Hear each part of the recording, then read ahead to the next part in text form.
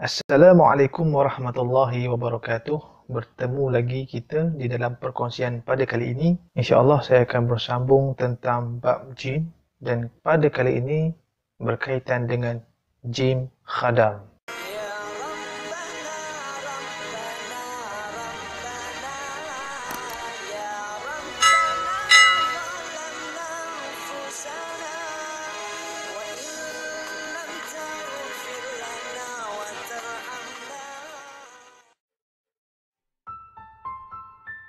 Jin khadam ini merupakan jin pendamping. Kebiasaannya akan didapati daripada ilmu yang dipelajari dan diamalkan. Tak kiralah ianya jin Islam ataupun tidak, tetapi pendamping itu sentiasa berada bersama tuannya. Tugas-tugas pendamping ini juga berbeza mengikut kepada kelebihan-kelebihan jin tersebut dan juga bergantung kepada tahap ilmu jin itu. Apa yang boleh saya katakan di sini, jin saka dan jin khadam mempunyai satu perbandingan yang ada perbezaan, tetapi tugasnya masih sama, iaitu untuk berkhidmat kepada manusia. Cumanya aliran ilmu itu berlainan. Saka yang kita ketahui ia adalah satu warisan ilmu yang diturunkan daripada waris yang di atas kepada waris yang di bawah. Manakala jin khadam ini merupakan seorang manusia itu menuntut sesuatu ataupun mempelajari sesuatu bagi mendapatkan ilmu daripada jin tersebut tanpa melalui warisan ataupun tanpa melalui pewaris daripada keturunannya. Ada sesetengah orang tu memiliki pendamping diri tanpa mereka ketahui. Maknanya di sini mereka beranggapan tidak pernah meminta pendamping daripada sang guru atau diberitahu oleh gurunya sendiri, dan mereka hanya tahu melaksanakan ilmu tersebut semata-mata untuk mendekatkan diri kepada Tuhan. Ada juga yang mengambil pendamping diri melalui ilmu persilatan yang tertentu, dan kebiasaan pendamping daripada golongan orang yang mempelajari silat ini dari jenis haiwan lah, seperti harimau dan naga siluman. Tidak heranlah kita pernah dengar ataupun pernah ketahui seperti harimau berantai, harimau putih di kalangan orang yang mempelajari ilmu silat. Tetapi tidak semua orang yang memiliki pendamping daripada jenis haiwan ini, kerana pendamping ini ada berbagai-bagai jenis dan tugas yang tertentu. Dan pendamping ini akan melihat keserasian di antara tuannya dengan pendamping tersebut. Kalau rasa serasi, dia akan masuklah, dia akan berdampinglah dengan tuannya tersebut. Jika seseorang itu mempunyai pendamping kiai ataupun syekh atau cenderung kepada agama, maka seseorang itu akan fokus kepada amalan-amalan seperti amalan zikir, puasa, bertapa seorang diri, sering menerima sesuatu khazanah ataupun barang-barang secara gaib, mampu menzahirkan barang gaib itu ke alam yang nyata, menjadi kebal, mempunyai tenaga batin yang tinggi, pandangan makrifat yang tepat, mengetahui sesuatu yang akan berlaku dan sebagainya. Kesemua kebolehan ini hanya dimiliki oleh orang itu sahaja. Dia tidak boleh diturunkan ataupun diwarisi kepada waris keturunannya yang di bawah. Dikatakan kehadiran pendamping ini tidak bersyarat. Maknanya kita tidak perlu buat syarat-syarat seperti jin saka kan. Kita ada perasam, kita ada sembah ayam, sembah pulut kuning, kena bakar asap kemenyan, kena perasap keris. Itu adalah unsur-unsur yang ada kaitan dengan belaan jin saka. Tetapi untuk jin pendamping ini, kita tidak perlu buat semua itu. Cuma kita perlu mengikuti satu amalan yang tertentu dan zikir-zikir yang tertentu dan ayat-ayat yang diambil sebagai amalan yang tertentu. Pendamping ini juga akan mengawal ataupun melindungi hal ehwal tuannya sahaja. Dia akan mampu melawan sesiapa sahaja yang mengganggu tuannya, walaupun daripada keluarga tuannya sendiri. Sebab pendamping ini sesuatu jin yang bertindak balas terhadap apa-apa ancaman yang berlaku kepada tuannya. Kalau tuannya kena marah, dia automatik dia akan lebih marah lagi. Kebanyakan daripada orang mengenali pendamping ini dengan nama khadam. Tetapi bagi orang yang menuntut pendamping ini, mereka gelarkan golongan jin pendamping ini sebagai orang iringan. Jadinya apabila selesai proses pendampingan itu, makanya jin pendamping ini akan memperkenalkan diri dia, seperti umurnya, agamanya, sifatnya dan nama dia. Kebanyakan daripada orang yang mengambil jin pendamping ini, mereka boleh bercakap, mendengar, melihat dan merasai kehadiran khadam ini. Sewaktu hari pertama menerima jin pendamping ini, kita tidak merasai apa-apa. Tetapi selepas seminggu, anda akan tahu kewujudannya. Khadam akan memberitahu kewujudannya dengan pelbagai cara. Sebagai contoh, di waktu malam, kita akan mendengar ketukan bunyi pintu dan orang yang memberi salam. Dan bila kita buka pintu, tiada siapa di luar. Bila berlaku keadaan begini, sila buka pintu dan jemput dia masuk. Walaupun kita tak nampak ataupun kita tidak mendengar apa-apa keadaan di luar sana. Yang keduanya, kita akan mendengar ada orang berjalan-jalan di dalam rumah. Kadang tu bunyi tapak kaki kan, kita dengar. Yang ketiganya, ternampak kelibat sesuatu yang berkeliaran di dalam rumah. Yang keempatnya, didatangi dalam mimpi, yang kita bermimpi seseorang datang kepada kita, memperkenalkan diri dia. Dan yang kelimanya adalah membisik ke telinga atau hati. Dikatakan gerakan hati orang yang mengambil khadam ini lebih peka daripada biasa. Dikatakan tujuan khadam melakukan semua itu bukan untuk menakutkan tuannya, cuma nak menunjukkan dia ada di sekitar tuannya. Tetapi kita boleh nampak persamaan kewujudannya dengan makhluk yang lain. Itu sebablah kita boleh katakan ianya adalah golongan jin. Dikatakan jika tuan yang tidak memerlukan lagi khidmat khadam ini, maka dia tidak perlu berjumpa dengan bomoh ataupun gurunya. Cuma sebut sahaja atau sekadar bercakap dengan khadam tersebut supaya pergi. Saya tidak memerlukan khidmat kamu lagi. Dan dia akan pergi begitu sahaja. Ada juga yang mengatakan khadam ini akan cuba berhubung dengan tuannya dengan berbagai cara. Sebagai contoh, berbisik terus ke telinga, berbisik terus ke dalam hati, gerak hati, berjumpa melalui mimpi, ular besar seakan-akan menyekat perjalanan kita di jalan raya dan pelbagai lagi. Mengikut maklumat yang saya dapat, terdapat 7 jenis khadam berserta peranan dan fungsinya. Yang pertamanya, khadam pemurah rezeki. Khadam ini digunakan bagi tujuan untuk membantu melancarkan perkara yang berkaitan dengan rezeki. Contohnya kalau kita buka kedai makan, dia akan membantu kita menarik pelanggan ataupun menolak anasir-anasir yang tak baik pada kedai tersebut. Ianya sangat sesuai digunakan oleh orang yang ingin mencari pekerjaan ataupun sedang melakukan perniagaan yang tertentu. Apabila kita ingin mencari pekerjaan, kita akan mendapat kerja dengan mudah. Yang keduanya, khadam penjaga diri pendinding.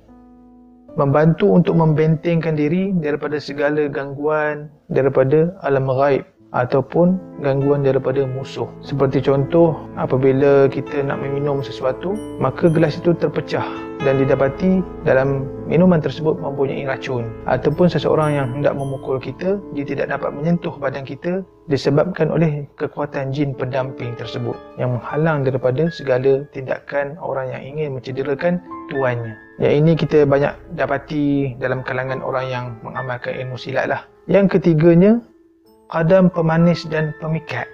Khadam jenis ini bertujuan untuk menaikkan seri wajah dan wajah kita menjadi manis. Apabila orang lain pandang wajah kita, orang rasa seronok, orang rasa gembira, orang rasa suka dengan sikap dan keadaan tubuh badan kita yang nampak sihat. Tujuan dia lebih kepada untuk perniagaan. Kadang kita buat perniagaan, orang senang dengan kita, orang gembira dengan kita. Untuk pasangan yang sedang bercinta, orang pun seronok dengan kita, tak nak tinggalkan kita. Dan juga boleh digunakan untuk pasangan yang berkahwin dan yang seangkatan dengannya. Yang keempatnya, khadam penggerun.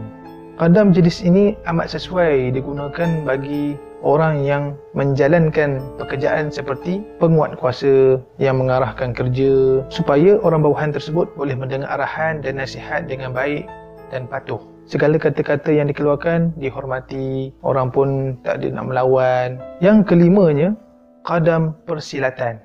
Khadam jenis ini akan datang apabila berlaku kecemasan kepada tuannya. Walaupun tuan itu tidak reti bersilat ataupun jahil bersilat ataupun mungkin mempunyai sedikit ilmu tentang silat, tetapi apabila pendamping itu mengawal tubuh tuannya, maka kita nampak tuan itu mampu untuk bersilat dengan baik. Hasil daripada jin pendamping tersebut. Makanya di sini kalau kita katakan jin pendamping ini terdiri daripada haiwan-haiwan yang tertentu seperti harimau yang saya katakan sebelum ini dan naga ataupun yang berkaitan dengannya. Yang keenamnya, khadam guru agama. Khadam jenis ini akan membimbing anda di dalam hal-hal keagamaan. Sebagai contoh, mengingatkan anda waktu solat ataupun mengingatkan anda waktu-waktu untuk berzikir dengan amalan-amalan yang tertentu, menghalang anda daripada melakukan perkara-perkara yang merosakkan diri seperti berfoya-foya, membuang masa, bermaksiat dan yang lain-lain. Dan yang terakhir sekali, yang ketujuh, iaitu khadam ayat. Khadam jenis ini dilakukan apabila seseorang itu mengambil sesuatu ayat yang tertentu daripada Al-Quran disertai dengan kaedah-kaedah khusus. Apabila mengamalkan ayat tersebut, akan didatangi oleh sesuatu makhluk yang dikatakan sebagai penjaga kepada ayat tersebut. Ada yang mengatakan khadam ayat ini bukan daripada golongan jin dan malaikat, tetapi ia merupakan sesuatu makhluk yang lain daripada golongan jin dan malaikat. Contohnya, membaca ayat kursi selama 40 malam dalam jumlah-jumlah yang tertentu pada waktu tengah malam, dan pada masa yang sama dia akan membaca ayat-ayat khusus sehingga beliau akan didatangi oleh sesuatu makhluk yang berjubah hijau, akan menghulurkan tangannya dan bertanya hajat individu tersebut. Pengamal ayat ini perlu menyatakan tujuan dia atau niat dia supaya khadam itu dapat menuruti segala perintahnya. Ada yang mengatakan khadam ayat ini tidak lain melainkan sesuatu makhluk yang diutuskan oleh Allah yang termasuk dalam golongan makhluk ghaib, iaitu dari kalangan hamba Allah yang bertaraf wali atau dikenali sebagai rijalul ghaib atau khadam ruh. Antara mereka yang dinamakan sebagai ar-rijalul ghaib adalah seperti lelaki yang disebutkan di dalam surah Al-Kahf, termasuk anjing yang bernama Qitmir, Syekh Abdul Qadir Jailani dan Nabi Khidir, serta wali-wali Allah yang bukan dalam kalangan golongan jin dan syaitan, jin-jin Islam atau malaikat. Oleh itu, seseorang yang mengamalkan sesuatu ayat Al-Quran secara konsisten mengikut kaedah dan bacaan yang ditetapkan akan mendapati dirinya akan didampingi oleh khadam ayat ini atau rijalul ghaib, yang mana mereka boleh membantu tuannya untuk merawat segala penyakit. Dikatakan khadam yang dipanggil ini akan membantu memberikan maklumat yang jelas jika seseorang itu disihir. Contohnya memberitahu jenis-jenis sihir, punca sihir itu daripada mana, kawasan terjadinya sihir itu di mana dan sebagainya. Persoalan sebenarnya, tanyalah kepada sesiapa pun, mesti kita akan mengatakan khadam ini merupakan daripada golongan jin. Bila ditanya lagi, kebanyakan daripada kita akan mengetahui cara nak mendapatkan khadam ini, kita kena mengamalkan sesuatu ayat yang tertentu dengan kaedah dan cara yang tertentu. Malah ada orang yang mengatakan setiap baris ayat Al-Quran mempunyai khadamnya, dan kalau kita tahu atau jumpa khadam di dalam Al-Quran tersebut, maka kita akan mendapat khadam di setiap baris-baris ayat Al-Quran tersebut. Di akhir penerangan saya pada kali ini, dapat saya simpulkan dan saya membawa pendapat daripada Umar Sulaiman yang menyatakan usaha syaitan untuk menyesatkan manusia bukan hanya mendorong melakukan perlakuan jahat, menipu dan menyuruh meninggalkan perkara-perkara yang baik. Bahkan syaitan akan melakukan apa sahaja dengan pelbagai cara dan helah untuk menipu dan mengelirukan manusia sehingga manusia beranggapan bahawa syaitan itu wali Allah. Pendapat Umar Sulaiman juga mengatakan bahawa terdapat golongan syaitan yang digelar sebagai rijalul ghaib yang boleh melakukan pelbagai perkara luar biasa sehingga ia dianggap sebagai wali Allah. Pada hakikatnya mereka merupakan teman-teman golongan musyrikin daripada golongan jin yang dinamakan sebagai rijal. Firman Allah Subhanahu wa taala pada surah Al-Jin ayat 6, dan bahawa sesungguhnya adalah amat salah perbuatan beberapa orang dari manusia menjaga dan melindungi dirinya dengan meminta pertolongan kepada beberapa lelaki rijal dari golongan jin, kerana dengan permintaan itu mereka menjadikan golongan jin bertambah sombong dan jahat. Oleh yang demikian adalah lebih baik meninggalkan daripada melakukan sesuatu amalan dengan niat untuk mencari sesuatu kelebihan atau mengharapkan sesuatu keajaiban berlaku pada diri. Sebenarnya jin, manusia dan malaikat ini adalah khadam kepada Allah. Kita semua ini adalah hamba kepada Allah. Kita tertakluk kepada kekuasaan Allah Subhanahu wa taala.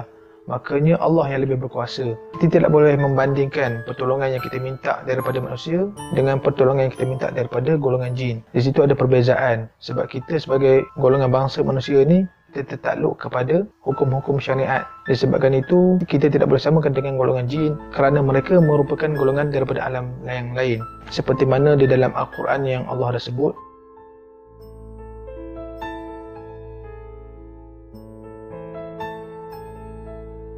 Baik, setakat itu sahaja perkongsian saya berkaitan dengan jin khadam ini. Moga-moga ia memberi sedikit pencerahan dan manfaat kepada anda semua. Kita bertemu lagi di video yang akan datang. Assalamualaikum warahmatullahi wabarakatuh.